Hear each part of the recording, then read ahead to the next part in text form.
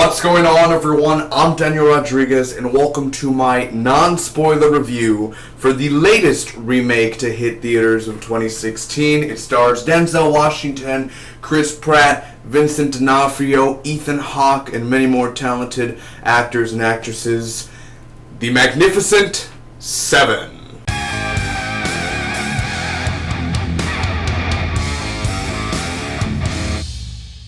This film is directed by Antoine Fuqua, who directed The Equalizer, a film which also stars Denzel Washington, which I enjoyed very much. When I think of a good Western film that has come out over the past 5 years, and we're talking about a little spaghetti Western, you know what I'm talking about, Quentin Tarantino, Django Unchained, and The Hateful Eight.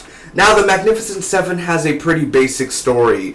An evil man, played by Peter Skarsgård, is blowing up mines for gold, and he enslaves a bunch of people, and he goes into this town, and he kills a few people, he leaves a bad mark, and this girl's husband ends up getting killed. Denzel Washington comes into town, he's a bounty hunter, she asks for help, he recruits a team, and so on. 7 people, part of this team, are going to fight against this unholy man. Now, I did not see this film in IMAX, but I imagined how beautiful it would have looked, you know, the way the cinematography was done on a huge-ass screen. A Western is not a Western without its wide shots, and The Magnificent Seven has some great wide shots. Now, I absolutely love the opening. Don't worry, I'm not going to tell you what happens. All I'll say is a certain actor was freaking intense, well played by the actor, and the music in the beginning, there's this big scene that's going on, and the music is just pumping up loud, and it's rising up, and it was just beautiful.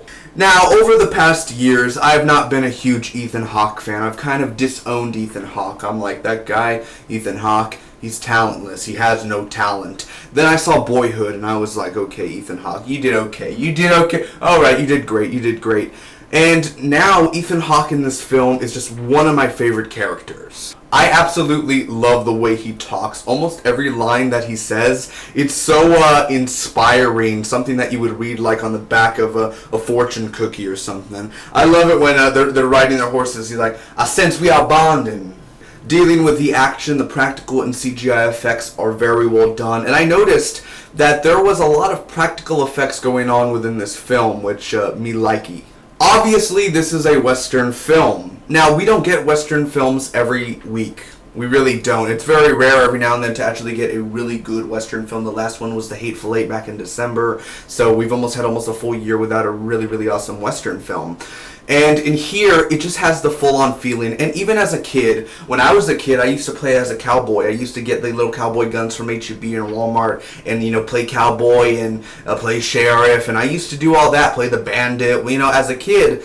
And I think as a creator myself and a person who loves to write scripts and write stuff, I've always kind of dreamed of making a Western. I think any little boy or any little girl who was into Westerns when they were kids or have been inspired by it, in some way, I can't say for all filmmakers, but almost, I can't speak for all of them, but the majority of filmmakers and creators of content when they were young have always kind of wanted to be either part of a Western or create a Western. And I could say that Antoine Fuqua has made a really, really, really great Western feeling. Now, Peter Skarsgård as the villain was great and bad.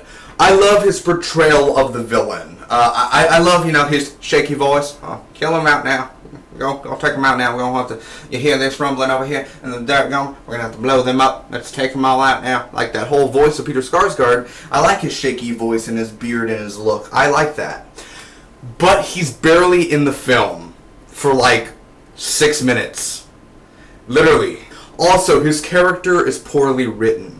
Now, this is good and bad. All the characters that are part of the team of the Magnificent Seven, Vincent D'Onofrio and the Mexican and the Indian and the Chinese, the guy, like, they're cool, but, you know, they're interesting. They are interesting characters, and you want to see more, but you don't. Their characters are not written that well. Denzel gets the spotlight. Chris Pratt gets the spotlight. Ethan Hawke gets the spotlight. And of course, because they're big timers, they'll get the spotlight. Vincent D'Onofrio, he has really good scenes in here and very comedic relief in a way. He's a really cool character, and he's barely in the film. He's there, but he's there, but he's not there. The Mexican as well, he gets the good lines in too, but he's there, but he's not there. And the Indian, all he does is just Bo. Like he did, he's fine, but he's there, but he's not there. And then of course you have the Chinese, which I guess, he's there, but he's not there. Don't get me wrong, all the characters that are part of the Magnificent Seven have their own specific scenes that make them awesome. But what makes it bad is the way that they are written, especially near the end. Almost all the characters besides Ethan Hawke, Chris Pratt, and Denzel Washington are expendable. Haley Bennett's in this film. She's the one that told Denzel Washington if she could go after Peter Skarsgård character. That's when they formed the Magnificent Seven. And she rides along with them, and she has a lot of cool badass scenes as well. But this is my second time seeing Haley Bennett. My first time I saw her was in Hardcore Henry, and she's also on the Girl on the Train as well, which is a newly released film, which I get to see very soon. But Haley Bennett, man, she did a really, really, really good job in here. Her character is kind of in and out, like she's in here and then she's not. Same as Vincent D'Onofrio's character and the Indian and the Mexican character. They're there, but they're not there. But she did give a good performance as well. She is very beautiful. And yes, is Chris Pratt funny in this film? He is. Does he get cool action scenes? Does he get all the real cool action scenes, just like Denzel does? Yes, he does. But he basically plays himself. He plays Star-Lord, basically. He plays what we've already seen him do, except he's in a Western now. And he says this line that didn't make sense whatsoever because he's talking to a guy. And Chris Pratt's totally this ladies' man. He's talking to a guy and he's like, "You're about to be killed by the world's greatest lover." And I think it made the characters laugh, but it honestly was just kind of awkward. Now, there are interesting aspects to this film with the cinematography and the action and the characters of the Magnificent Seven. Even though some of them are wasted and not written that well, they are interesting together and they have good chemistry. But the way the story is set up, that's something that when I was sitting there, I just couldn't get into the movie fully. I couldn't dive into this world. I never really could have dived into this world. I love looking at this world, but I never really... The whole story is set up because this movie is 2 hours and 10 minutes. You didn't have to make it 2 hours and 10 minutes. There are scenes that could have been cut out. Literally, actually to set up, to get all the characters, they kind of just go to the characters and they're like, "Do you want to join us?" I guess. It's, you know what I mean? The setup and everything. The way that the story was, it's a simple story, but yet the whole setup to it wasn't there. And like I said with the setup of the story, there was a big chunk in this film. Yeah, it's funny, it's entertaining, but it's missing something. There's a component in this film that is missing. Anyway, I'm going to give The Magnificent Seven a 6.8 out of 10. Hear me out. As a film, it's okay. As a Western action film, it's really good. There are moments that work, there are moments that don't work. There's slow scenes that could have been cut out, but yet they still keep them in there. 2 hours and 10 minutes, it was not needed to be that long. The action was, fun. Not great, but the action was really good at times. Sometimes it was stealth, and then sometimes it was really unpredictable and really cool.